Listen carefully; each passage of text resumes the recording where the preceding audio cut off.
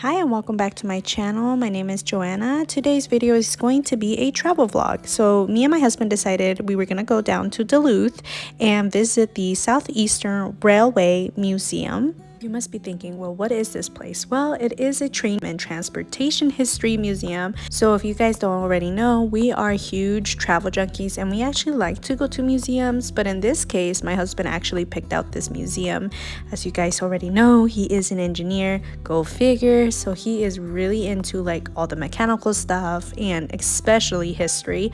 So I decided to fill his cup today by traveling to Duluth to this museum. As of October of 2022, you do pay $18 for an adult ticket plus $4 if you wish to participate in the train ride that they do offer, and I believe you have to pay $12 for children's ages 2 to 12. So here we are riding the caboose and it was about a 10 to 15 minute ride, but the reason why I'm doing a voiceover is because of this. It was quite loud. I'm also a little camera shy around my husband doing my YouTube channel, and of course he is too because this is his first time being on my channel. So what you're seeing right now is basically the train taking us back and forth to the main entrance. I think they were supposed to like show us like the shop, but it was closed, which is okay. It is also a gloomy day. Personally, what I really enjoyed about this museum was the fact that they allow their visitors to climb onto some of the historic steam engines, train cars, and transit buses, which is really cool because not a lot of museums even allow you to touch them. What I also really enjoyed is the sudden hints that Halloween was among us with these decors. It's so funny to me. But do you see how inexpensive it was for a taxi cab? I mean, like 3 cents. Oof, like compared to now, it's way more.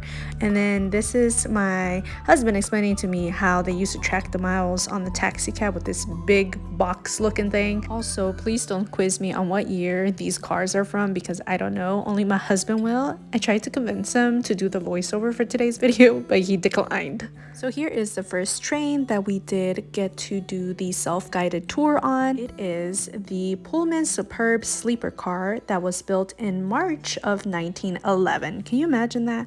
Also a little bit confused as to why they call them sleeper cars because technically they're like a train, so why not call it a sleeping train? If you are interested in learning more about the exhibits and what they have at the museum, you can go onto their website. You can also visit them on their social media handles, which I'll pop up on the screen for you guys.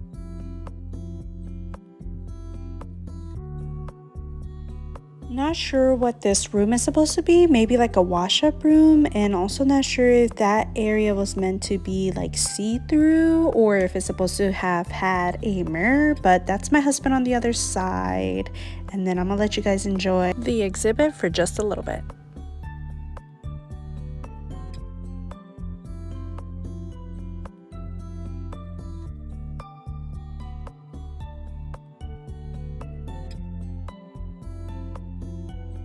So now I'm on the other side where my husband was at, and then you can see that it has similar structure as to the other room. You know, it has your sink and it has the cabinets where you can store stuff. And then I pan onto the shower, pretty beaten up, but of course it's old. I don't understand the concept of having a chair to sit down in the bathroom, but I don't know, maybe that was a thing back then. Perhaps too, maybe they put like a mattress and then made it onto a bed. I don't know. A lot of questions, not a lot of answers.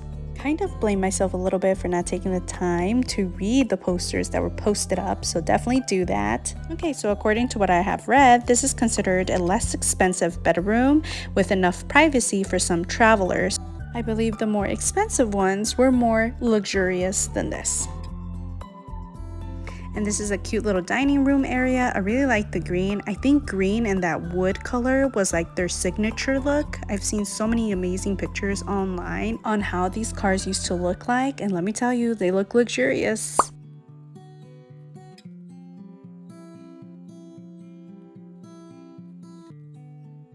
So that completes this particular exhibit, but I am excited to see if they're planning to remodel other trains. And then I wanted to pan to this painting. I personally love art, so whenever I get a chance to see and show off some art, I definitely will. So what you're seeing now is the Heisler Campbell limestone number 9. What's super interesting was he was a mechanical engineer, and by the time he died, he had over 60 patents, guys. That's a lot. And apparently he just loved inventing, and it wasn't about financial gain. And then check out this cute logging camp diorama. Oh my gosh, the time and effort that this took, it's so artistic. Like, look at the little smoke on there. So pretty.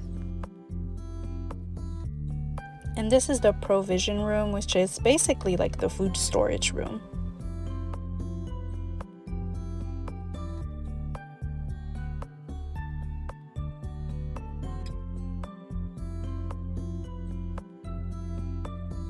And look how nice this little model is.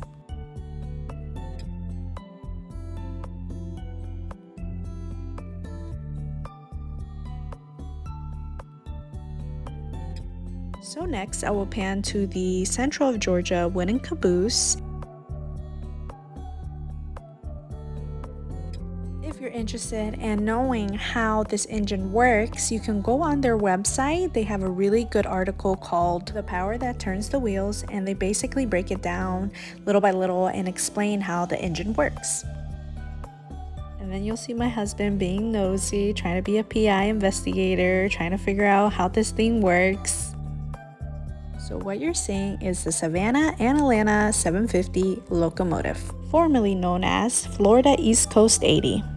Built in January of 1910. So the Florida East Coast Railway actually sold it to Savannah Atlanta Railway in 1935. And that is when it was renumbered from number 80 to 750. From the years 1985 to 1989, the locomotive pulled excursion trains for the New Georgia Railroad around Atlanta until it retired due to firebox issues. And here's another exhibit on taxicabs.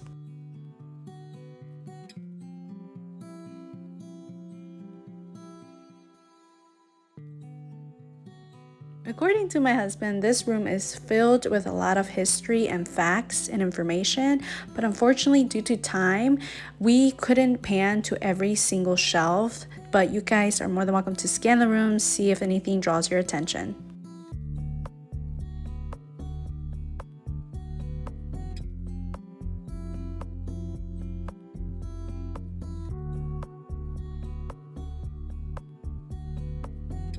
Another personal favorite of mine was this train model.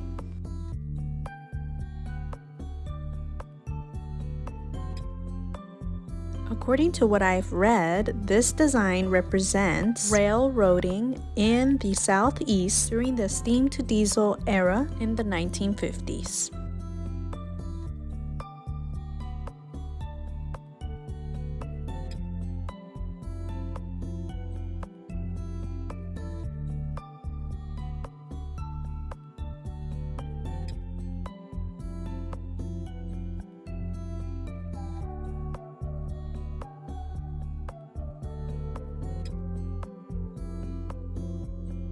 The details are so amazing. Like, look at this campfire.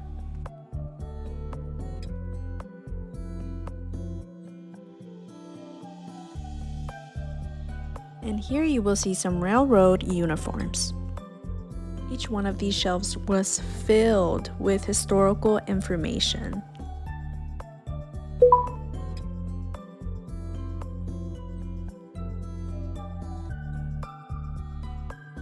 If you haven't guessed already, I am from Georgia. I actually reside a couple minutes away from Atlanta. On the other hand, my husband is actually from Michigan, but he really enjoys investing time and learning about Georgia since he's been here a pretty long time now. I would love to know if you live in Georgia as well, if you've ever visited Georgia, or if you have any questions about Atlanta. I don't know, just let me know in the comments. It will be interesting to know.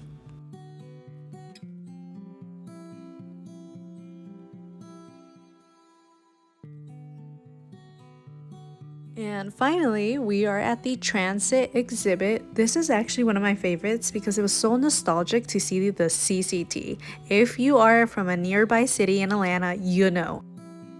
If you are wondering, yes, I have ridden the CCT, the Gwinnett, and the MARTA transit along with the MARTA train. We've been everywhere. As young kids, my mom used to take us actually walking all the time.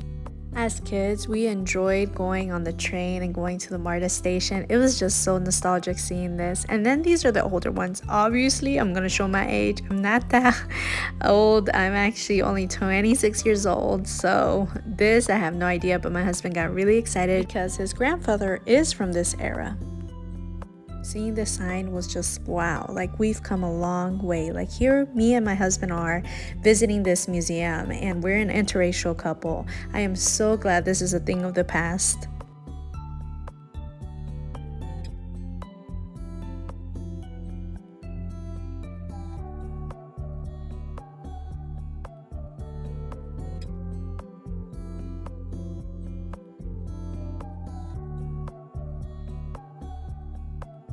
And then here is the plane train that is in Hartsfield-Jackson Airport. And fun fact, apparently it didn't get its name until 2010.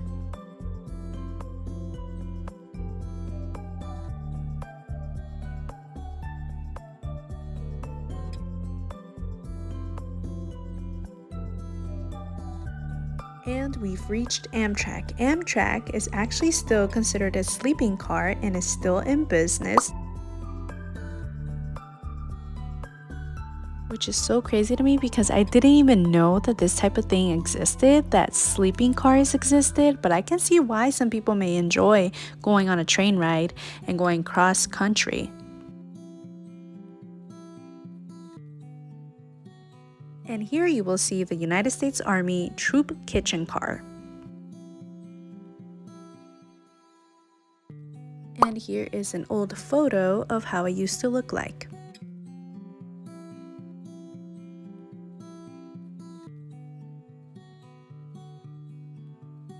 And here is the inside of it. Honestly, the one thing that did creep me out was that little head right there. Like, I felt like he was staring at me throughout the entire train exhibit.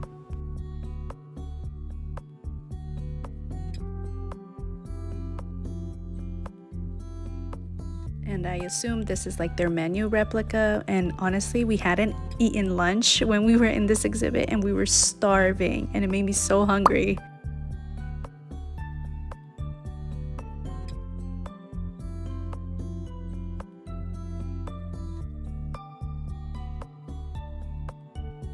And here I am approaching what is known as the dining car.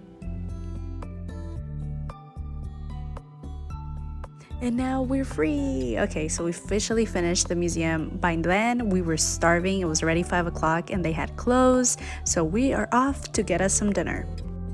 So my husband picked this place out, and you know what he told me? He said, wow, the first time that I'm on your channel, you're gonna film me eat. And I was like, yes. I was like, you make everything you eat look so good. Okay, you guys, so the breading on this chicken is literally so good. I've had a lot of different fried chicken, but this breading is literally the best I've ever had. As for the spicy wings, be warned, they are very hot. So after eating, we decided we wanted to fill our stomachs with some dessert. Check this out. Isn't it so nice? It's literally in the same plaza. I highly recommend you guys checking this plaza out. It is super close to the museum. But that is all. I hope you guys enjoyed today's vlog, and I hope to see you guys in the next one. Comment, like, and subscribe.